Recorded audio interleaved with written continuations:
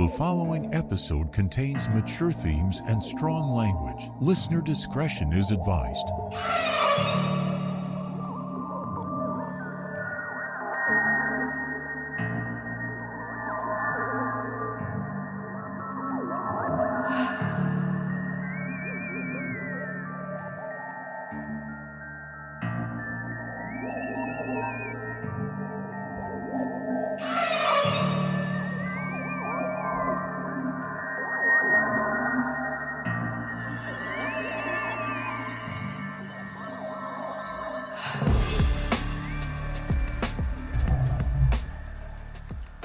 Hello, welcome to History and Mystery in Kansas City, the history podcast about all things unsolved and unexplained.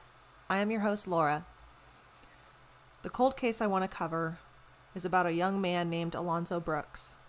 He was a 23-year-old African-American male who went to a party on April 3rd, 2004. It was at a farmhouse on the outskirts of Lacine, Kansas, a small country town. There were about 100 people at this party, and maybe 3 were African American, including Alonzo. And he was actually half black and half Hispanic. There were several reports about people using slurs and racial comments towards him. He came to the party with his friends, but they had left the party without him. Apparently, Alonzo didn't drive, so he rode with one of his friends to this party. Alonzo lived in Gardner, Kansas, which is about an hour north of where the party was. 40 minutes, hour. According to some witnesses, after Alonzo's friends left, a fight broke out around 3 a.m, maybe over a girl. The KBI and FBI actually got involved pretty early on, which was good. There was a massive search conducted with dogs, helicopters, and even a dive team. They searched the property and the nearby creek and the wooded areas, but there was no sign of Alonzo. And his family actually found the boots and the hat. They were thrown on the side of the road by basically the driveway that goes up to the farmhouse.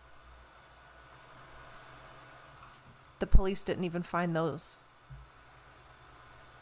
Some people from the party agreed to take polygraphs, but some refused. They lawyered up and have not spoken about it since.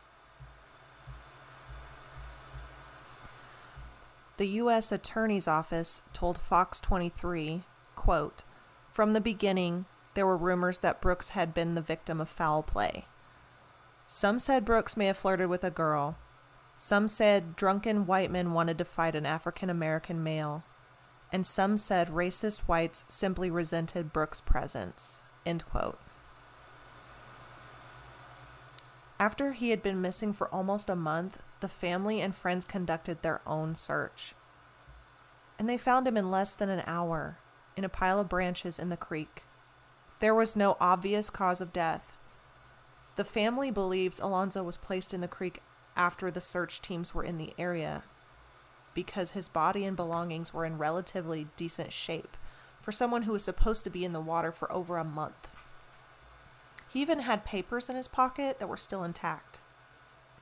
And the people who found him said that he was not bloated like you would be if you were in the water for a month.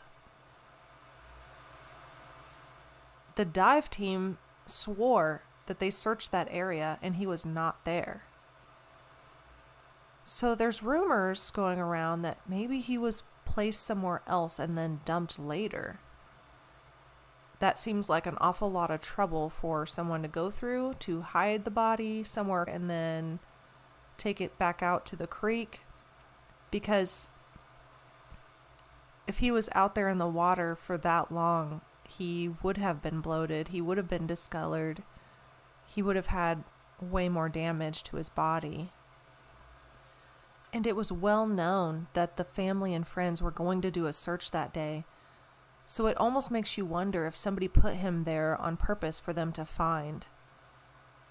And that could even mean that it was somebody that loved him or cared about him at some point because they want to give his family his body, or that they have remorse and they feel bad for what happened and they want his family to find him. But who knows? In the 2004 autopsy, it was ruled as undetermined. But in 2020, Alonzo's remains were exhumed. The Armed Forces medical examiner completed a second autopsy. And after the second autopsy at the Dover Air Force Base, Alonzo's death was ruled a homicide. The U.S. attorney told NBC, quote, "It defies reason to believe that Alonzo's death was a suicide or that he somehow accidentally tumbled into a relatively shallow creek in Lynn County, leaving behind his boots and hat, all with no witnesses whatsoever," end quote. Alonzo's family believes his murder was a hate crime. His sister Esperanza said, "Just us finding him. It didn't seem that they had done a thorough search. And we just knew there was foul play from the beginning. There was foul play because he would have come home. He's never stayed away from home," end quote. Alonzo was described as a chill guy with a great sense of humor. He loved to have fun and he loved his family. Please contact the authorities if you have any information about that night so the family can get some answers. Alonzo's sister Esperanza said, quote, "Think about it. If that was your family member, you would want somebody to tell you what happened. And to know what happened to bring the murderers to justice. Not only that, there is a big reward out there," end quote. The FBI is offering a $100,000 reward in this case, so anyone with information is encouraged to call the FBI at 816-512-8200 or 816-474-TIPS. Or you can even submit a tip online at tips.fbi.gov. If you have not watched the Netflix Unsolved Mysteries reboot, Season 15, Episode 4 features Alonzo's case. Please go check it out because there are so many more details that they cover that I do not have time for here. And also, if you believe you're a victim or a witness of a hate crime, regardless of your national origin or immigration status, the FBI urges you to report the crime by calling the local Kansas City office at 816-512-8200 or submit a tip at tips.fbi.gov.